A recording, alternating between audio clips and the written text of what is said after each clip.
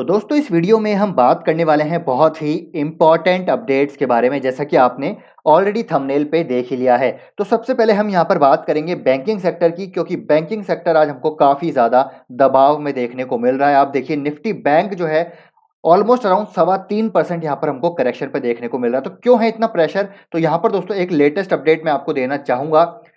तो जैसे कि आप देख पा रहे हैं 1 मार्च की अपडेट है, Reserve Bank of India to take stock of banks exposure to Russia and Ukraine. तो जी हाँ दोस्तों, यहाँ पर रिसेंटली अभी इंडियन बैंक एसोसिएशन की यहाँ पर मीटिंग हुई थी, जिसमें यहाँ पर जितने भी बैंक है उनसे एक डिटेल इन्फॉर्मेशन यहाँ पर मांगी गई है, जितने भी ट्रांजेक्शन वो बेसिकली यहाँ पर रशिया के साथ कर रहे हैं। तो आप पढ़ पा रहे हो दोस्तों, यहाँ पर देखिए रिजर्व बैंक बेसिकली यहाँ पर मेजर करना चाह रहा है कि बैंकिंग सेक्टर को कितना डैमेज यहाँ पर हो सकता है, तो उसका यहाँ पर कितना एक्सपोजर है रशिया यूक्रेन के साथ, तो उस चीज का यहाँ पर जिक्र हुआ है। तो अगर मैं आपको यहाँ पर समरी बताना चाहूँ तो देखिए, with the Russian invasion into Ukraine prompting the West to impose tough sanctions on the Russia, the Reserve Bank of India is also gauging the extent of damage to the Indian banking sector due to worsening geopolitical situation। और ये Indian bank association की यहाँ पर recently meeting हुई थी Monday को। तो यहाँ पर दोस्तों डिटेल इन्फॉर्मेशन सबमिट करने के लिए बोला है on their exposure to both Russia and Ukraine. और ये जो रिपोर्ट है आज के दिन यहाँ पर फर्निश होती हुई नजर आ सकती है।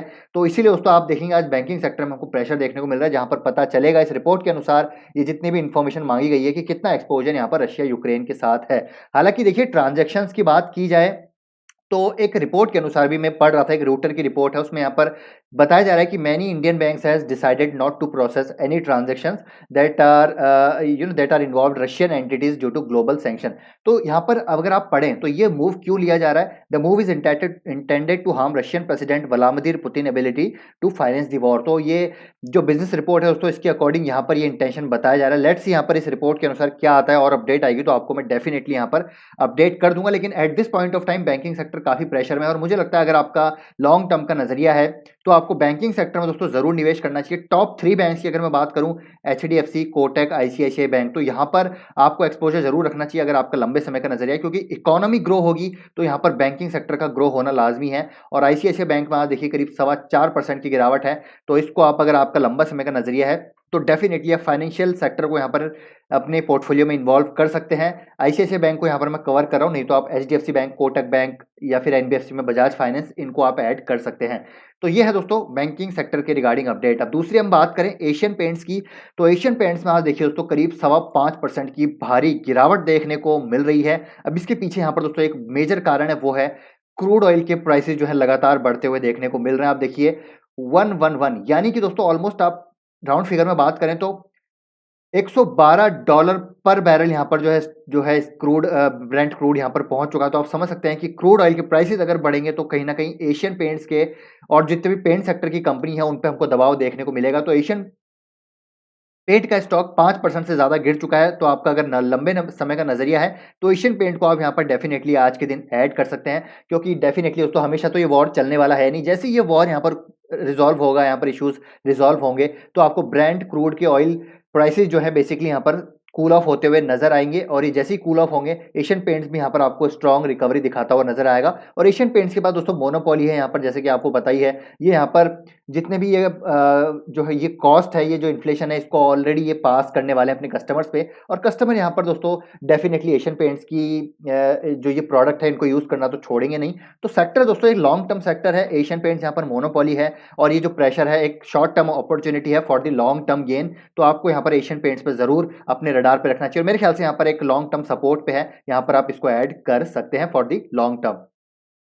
नेक्स्ट दोस्तों यहाँ पर वरुण बेवरेजेस लिमिटेड, आप देखिए करीब 5% का आज हमको यहाँ पर जबरदस्त तेजी देखने को मिल रही है, और एक कंसोलिडेशन जोन का ऑलमोस्ट यहाँ पर ब्रेकआउट दिखा रहा है, नीचे वॉल्यूम के साथ बाइंग होती हुई नजर आ रही है। तो वरुण बेवरेज को दोस्तों रिसेंटली मैंने कवर किया है, जहां पर मैंने आपके साथ बात की है कि यहाँ पर समर सीजन आने वाला है, वरुण बेवरेजेस के जो बेवरेज प्रोडक्ट है वो आपको वॉल्यूम के साथ बिकते हुए यहाँ पर नजर आएंगे। तो आपका शॉर्ट टर्म का नजरिया है तब भी आप वरुण बेवरेज को यहाँ पर अपने पोर्टफोलियो में रख सकते हैं, एंड आपका लॉन्ग टर्म का नजरिया है तब भी वरुण बेवरेजेस को आप यहाँ पर अपने पोर्टफोलियो में ऐड कर सकते हो। और यहाँ पर आज के दिन एक लेटेस्ट अपडेट आती हुई नजर आ रही है, जहां पर Varun Beverages to manufacture Kurkure popcorn. तो जी हाँ दोस्तों, यहाँ पर आप देख सकते हैं बेवरेज कैटेगरी में तो वरुण बेवरेज के साथ जो पेप्सिको की पार्टनरशिप है वो तो जबरदस्त है ही यहाँ पर, ठीक है। 85% ऑफ दी जितने भी यहाँ पर पैकेजिंग है, डिस्ट्रीब्यूशन है, मैन्युफैक्चरिंग है, वरुण बेवरेज यहाँ पर करता है पेप्सिको के लिए। अब यहाँ पर कुरकुरे पॉपकॉर्न में भी ये एंट्री ले चुके हैं, और ये भी दोस्तों पेप्सिको का ही प्रोडक्ट है बेसिकली। तो यहाँ पर नॉन बेवरेज कैटेगरी में भी एंट्री ले रहे हैं, तो इसका मतलब समझिए कि नॉन बेवरेज कैटेगरी में भी यहाँ पर कितना ज़बरदस्त स्कोप अब आता हुआ नज़र आ रहा है वरुण बेवरेज के पास, क्योंकि पेप्सिको के पास ऑलरेडी कई सारे ब्रांड हैं, तो वरुण बेवरेजेस के पास यहाँ पर और भी आप कह सकते हैं कि फ्रेंचाइजी आ सकती है पेप्सिको की नॉन बेवरेज कैटेगरी में। बेवरेज कैटेगरी में तो ऑलरेडी ये लीडर है, तो अपने आप में दोस्तों ये एक लेटेस्ट अपडेट वरुण बेवरेज के रिगार्डिंग बहुत ही पॉजिटिव अपडेट हमको देखने को मिल रही है। तो आप इसको डेफिनेटली अपने रडार पर रख सकते हैं या फिर लॉन्ग टर्म पोर्टफोलियो में आप इसको भी ऐड कर सकते हैं, और हर करेक्शन, अगर मान लीजिए करेक्शन आती है तो आप इसको डिप पे भी ऐड कर सकते हैं। नेक्स्ट दोस्तों यहाँ पर एचडीएफसी लाइफ, और एचडीएफसी लाइफ में आज के दिन आप देखेंगे तो 4% की हमको तेजी देखने को मिल रही है, काफी ज्यादा गिरावट हो चुकी है, और मेरे पास कई क्वेश्चन आ रहे हैं कि एचडीएफसी लाइफ में यहाँ पर क्या करें। तो देखिए, अगर आपका लॉन्ग टर्म का नजरिया है तो मेरे ख्याल से आपको लाइफ इंश्योरेंस सेक्टर में बैट जरूर करनी चाहिए, या तो आप एचडीएफसी लाइफ पे कर सकते हैं, आईसीआईसीआई प्रू पे कर सकते हैं, एसबीआई लाइफ पे कर सकते हैं। अब तो एलआईसी का आईपीओ भी हमको बहुत जल्द आता हुआ देखने को मिलेगा, उस पर भी कर सकते हैं। लेकिन अगर देखिए मेरा पॉइंट ऑफ व्यू आप जानेंगे तो मेरे ख्याल से प्राइवेट सेक्टर पे आपको निवेश करना चाहिए, क्योंकि प्राइवेट सेक्टर का मार्केट लगातार ग्रो हो रहा है, ये टेक्नोलॉजिकली ज़्यादा केपेबल है, इनका जो डिस्ट्रीब्यूशन नेटवर्क है। अब यहाँ पर अगर आप टेक्नोलॉजी का लेवरेज लेते हैं, और जिस प्रकार का इनका बैंकिंग सेक्टर का आप कह सकते हैं कि डिस्ट्रीब्यूशन नेटवर्क है, बैंकिंग जो इनके बैंकिंग चैनल की एक रीच है, उसको यहाँ पर लेवरेज करके प्राइवेट सेक्टर मुझे लगता है यहाँ पर लगातार ग्रो करता रहेगा, मार्केट शेयर लगातार गेन करता रहेगा। और एचडीएफसी लाइफ बहुत ही अच्छे लेवल पे दोस्तों अब आ चुका है। देखिए, ऐसा मैं नहीं कह रहा कि यहाँ से नहीं गिरावट होगी, गिरावट हो सकती है, लेकिन अब इस लेवल पे अट्रैक्टिव नजर आ रहा है एचडीएफसी लाइफ। और मैंने थोड़े दिन पहले आपको बताया था कि मैंने भी यहाँ पर ऐड किया है एचडीएफसी लाइफ को, और मैं भी एचडीएफसी लाइफ में अभी थोड़ा बहुत लॉस में हूँ, लेकिन मैं इसको और ऐड कर रहा हूँ फॉर द लॉन्ग टर्म। अगर आपका लाइफ इंश्योरेंस सेक्टर पे भरोसा है,